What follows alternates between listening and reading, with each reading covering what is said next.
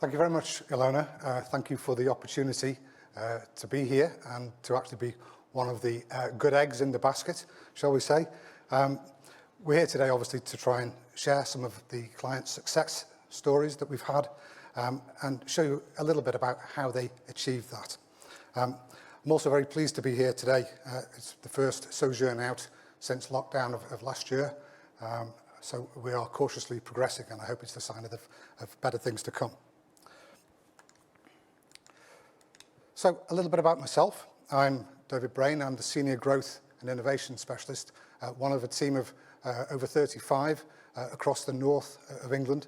I've got a background in water and wastewater management, and I've also done a lot of work in working with SMEs in the innovation space, but also looking at sustainability and compliance.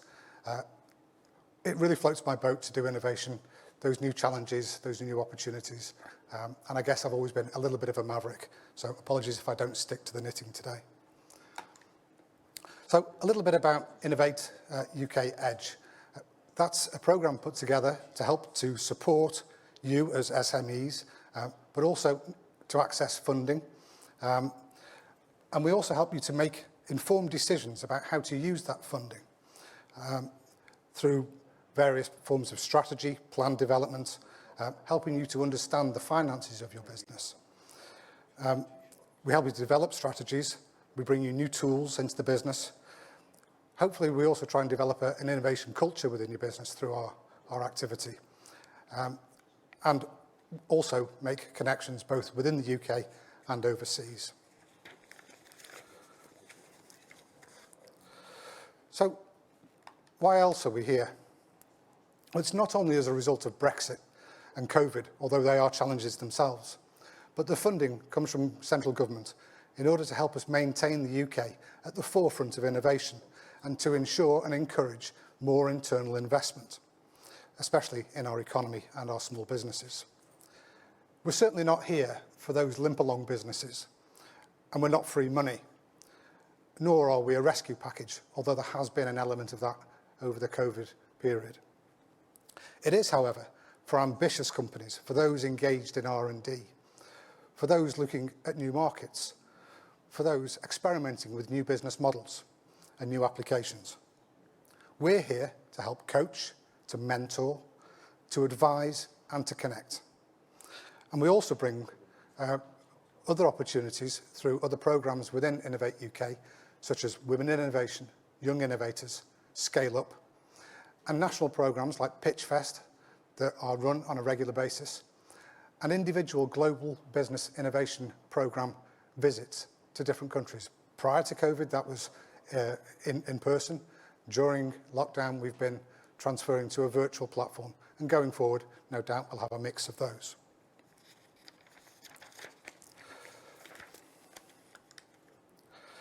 So, getting on to everybody's favourite topic, finding funding and finance, all the Fs.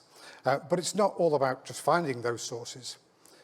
It's about working with you from the very start to understand your business persona, understand your needs, understand the stage of your business, and your level of maturity. That's really important to understand the basics and for you to be able to understand the finances and the potential financing of that business. Whether it's our UK funds, whether it's competitions run by the EC, whether it's opportunities that are being offered by venture capitalists and support through business angels, whether it's private or government-backed money. Any of those, you need a strategy and you need a plan, and we can help with that. If it's an application form for funding, we can help to coach and mentor you through that. We certainly can't write it for you, but we can certainly help advise and give you an insight into the kind of information that makes for a successful application. If it's a pitch, we can help you to develop that pitch and the elements of it. The links on this particular page will take you through to other sites. The grants and funding one in particular is a very good webinar done by my colleagues about the details of grant writing and funding approaches. There be dragons, well, and there's also angels and other opportunities out there. The Pitchfest one in particular has been very successful, rolled out and supported by Innovate UK. and is run on a regular basis, nationally and regionally, where companies are selected and coached through a process and develop and deliver their pitches in the last 14 months online. But going forward, there may be a mix of live and online events. The programme involves a programme of support. So again, we help to understand your business and the finances and help you to understand the finances. I think we've all seen those Dragon's Den episodes where the question comes back to the candidate and they haven't done their homework in terms of finance and being able to forecast and use those figures wisely. We can help you to do that. We also help to protect you with your IP issues, because putting yourself on stage, putting yourself out there, you're at risk of losing some of the value of your business. Going forward, there's other opportunities with VCs and angels, and again, we'd approach them in the same way, but we have our own connections, both locally and nationally, to help connect you to those investment sources. The skills acquired during a pitch development or an application form can also be used to convey what your business can do and hopes to do through other platforms such as the Knowledge Transfer Network Innovation Exchange that we've also worked closely with as a partner within Innovate UK. These sorts of presentations can show how you can transform your business or take your known knowledge or technologies and be disruptive in other sectors. I'll bring on a couple of case studies now just to illustrate what has been achieved over this last year within the pandemic. Taylor Garfit, who are essentially outdoor product designers, and they do things like outdoor bags and emergency shelters in the past, applied for the 50k Innovate UK COVID funding 19 funding package and was successful to win it. During that support and their engagement with Innovate UK Edge, we helped to connect them to Lancaster University to help them to understand the life cycle credentials of the product that they were proposing. This product was a face visor, but not of a typical plastic one.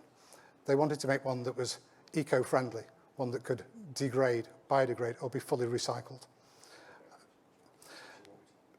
We also connected them to the Academic Health Science Network to help them to understand the specific needs of the users in that sector, and also to help them to access the supply chain. We also connected them to the National Physics Laboratory, where there was some funding available to define the accreditation and the testing of the product. They were lucky enough to be awarded a continuation fund from Innovate UK, and from that we continued to work with them, developing their company growth strategy, reviewing their current strategy given the advances that they've made during the year. And we're also possibly now looking at potential investment or licensing of that product, which has subsequently been protected. They've come a long way in the last 12 months. Resolve Robotics, although not one of my clients, have also demonstrated some huge leaps and bounds over the last year. They essentially do complex remote and autonomous systems and hardware. Effectively, these are systems that have stemmed from the nuclear industry. So this is a disruption of technology into other areas. They were successful in winning nearly £100,000 worth of sustainable innovation funding early on in the pandemic. And we helped them to establish a roadmap of development. They were only newly established in 2019 with 2 members of staff. And we helped to establish the vision for the business and develop a business model. And their commitment to that business model and to the management plan and the innovation culture that had been put together, they also attracted funding from 6 other projects from different sources, both within Innovate UK and locally. They're that successful. They're now 10 staff strong.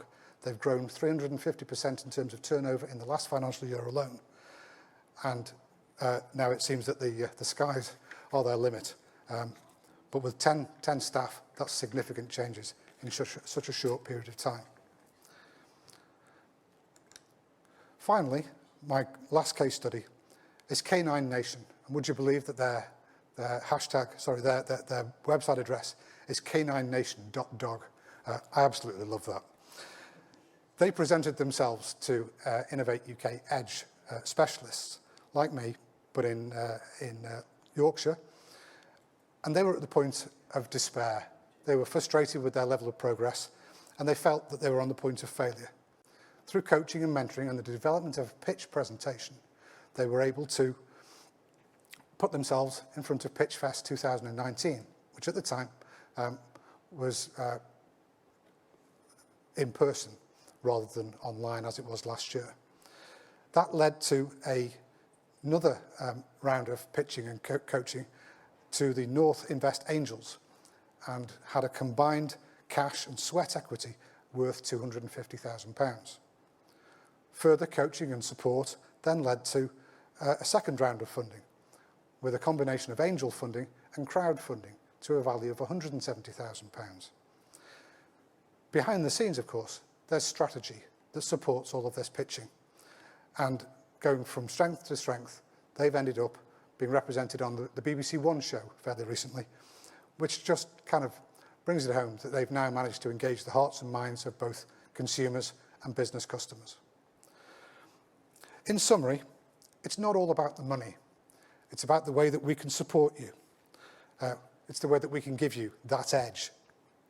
And I hope that going forward, this will inspire other small businesses to come forward, not only to attract sources of funding and finance, but also to engage with us on other aspects of innovation.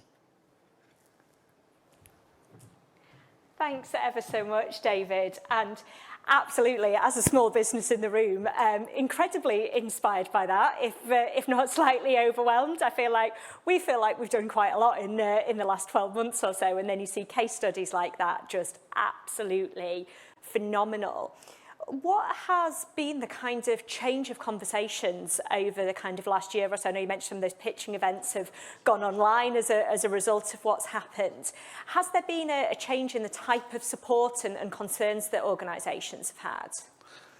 I think the fact that we've had to do a lot of our communications online has actually embraced the concept of innovation much more strongly, and people are prepared to look at different opportunities.